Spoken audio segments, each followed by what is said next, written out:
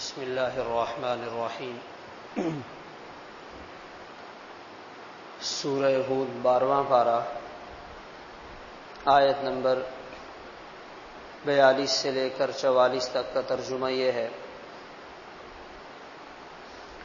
وَهِيَ تَجْرِي بِهِمْ فِي مَوْجٍ كَالْجِبَالِ، اور وہ کشتی ایمان والوں کو لے کر موجوں میں چل رہی تھی، اور وہ موجیں پہاڑوں کی طرح بڑی بڑی تھی۔ وَنَادَى نُوحٌ ابْنَهُ، حضرت نوح علیہ السلام نے اپنے بیٹے کو بلایا۔ وَكَانَ فِي مَعْزِلٍ، اور وہ ایک کنارے پر کھڑا تھا۔ یا بُنَيَّ ارْكَبْ مَعَنَا، اے میرے پیارے بیٹے ایمان لا کر جلدی سے ہمارے ساتھ سوار ہو جا۔ وَلَا تَكُن مَعَ الْكَافِرِينَ، اور کافروں کی جماعت کا حصہ مت بن۔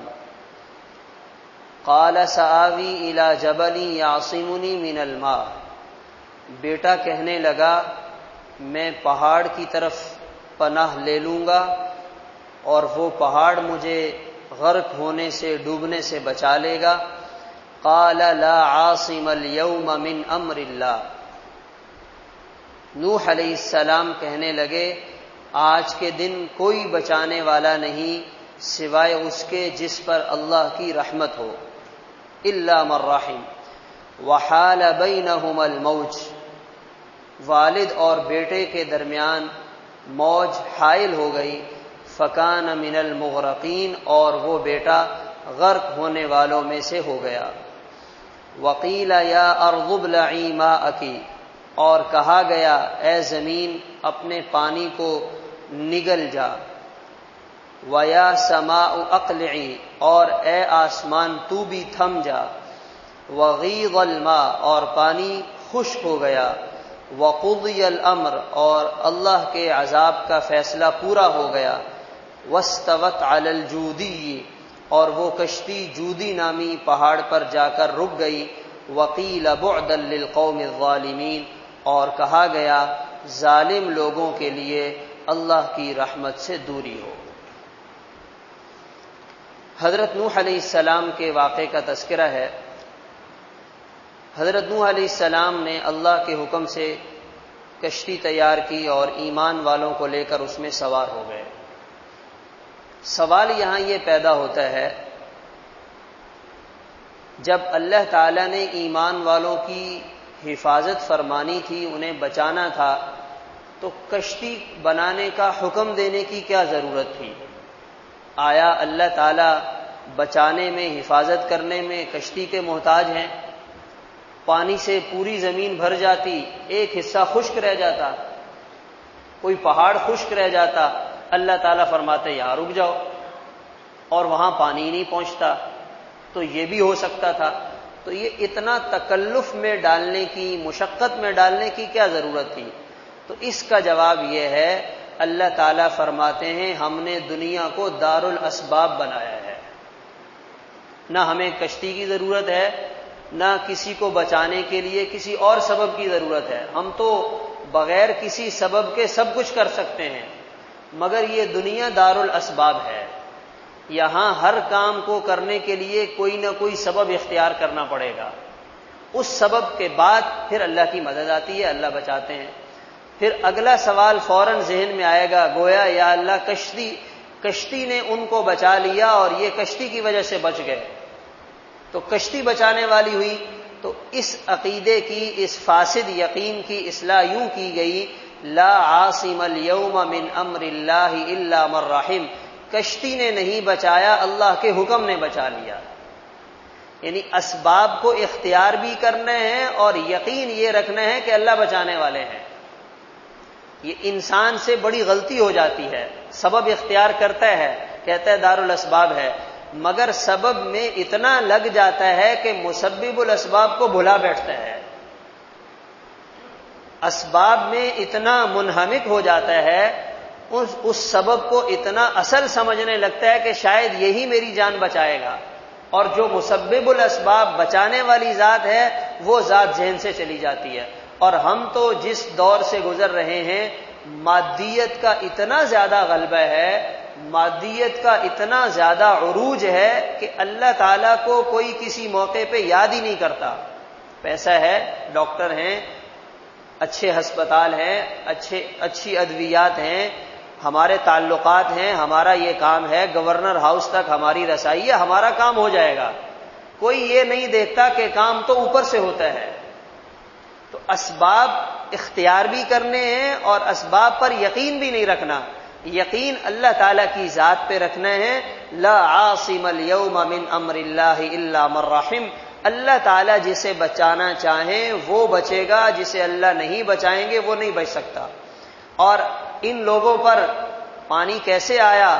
زمین سے بھی پانی نکلا، آسمان نے بھی پانی برسایا اور پوری زمین پانی ہی پانی ہو گئی۔ ہم نے پاکستان میں اس پانی کی تھوڑی سی جھلک دیکھی ہے۔ پاکستان کے تھوڑے سے حصے کو اللہ تعالیٰ نے پانی سے بھر دیا ہے۔ ہمارے لیے کتنی پریشانی ہو گئی، لوگ رات کو سوئے ہیں، اچانک شور ہوا، بھائی بھاگو نکلو پانی آ گیا ہے، پوری آبادی پانی کے گھیرے میں آ گئی۔ تو جب ایک حصے میں پانی آنے پر اتنی پریشانی ہوئی ہے تو جب پوری زمین کو اللہ نے پانی بنا دیا ہوگا تو اس وقت کیا پریشانی ہوگی، اور لوگوں نے کیا موت کو اپنی آنکھ سے دیکھا ہوگا۔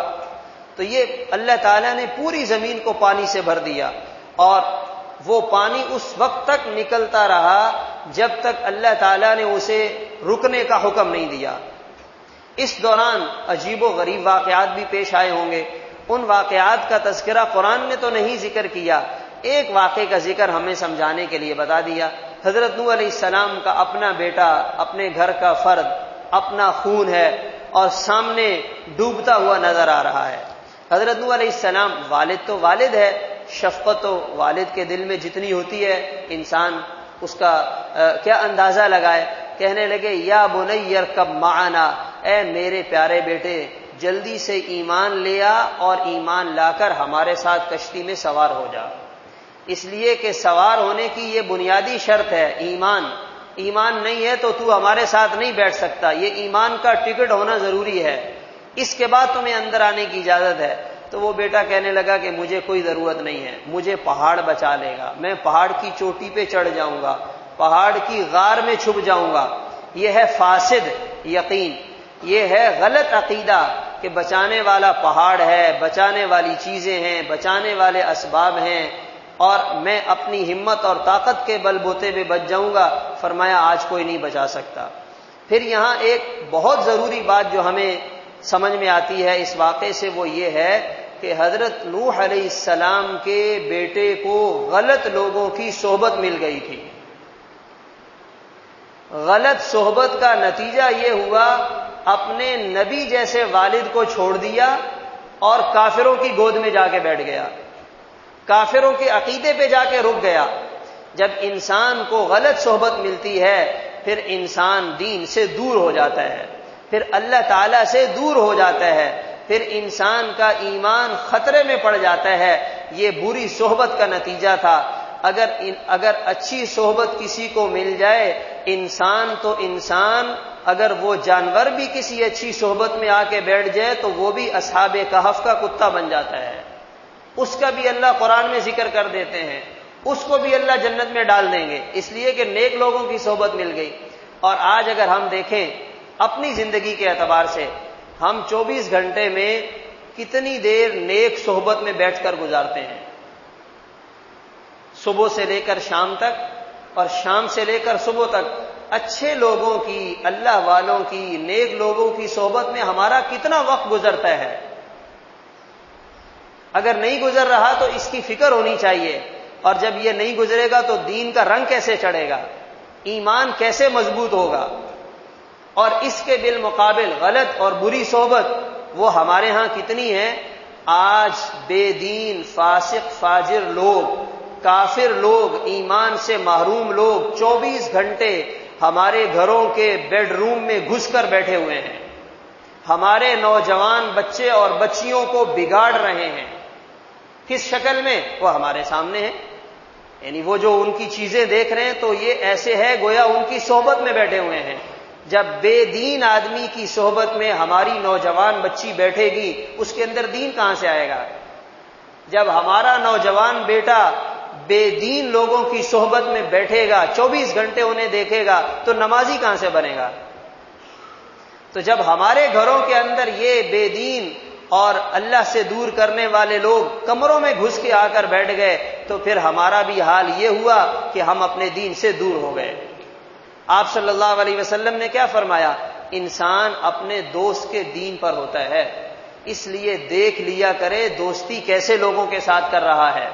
تو ہمارا اٹھنا بیٹھنا، ہمارے دوستی والے تعلقات، ہماری قربتیں اور ہمارے تعلقات وہ اللہ کے نیک بندوں کے ساتھ ہونے چاہیے۔ اس نیک صحبت کا اثر یہ ہوگا کہ اس نیکی اور تقوی کا کچھ نہ کچھ اثر ہماری زندگی میں بھی آ جائے گا، کچھ رنگ ہم پر بھی چڑھ جائے گا، وگرنہ پھر یہ ہے کہ ایمان کے جو ڈاکو ہیں، جو ایمان کے لیے خطرہ ہیں، وہ ہمارے ایمان کو دیمک کی طرح چاٹ کر اتنا کمزور کر دیں گے کہ ہمارے لیے اس کی حفاظت کرنا بڑا مسئلہ بن جائے گا۔ اللہ تعالی عمل کرنے کی توفیق عطا فرمائے۔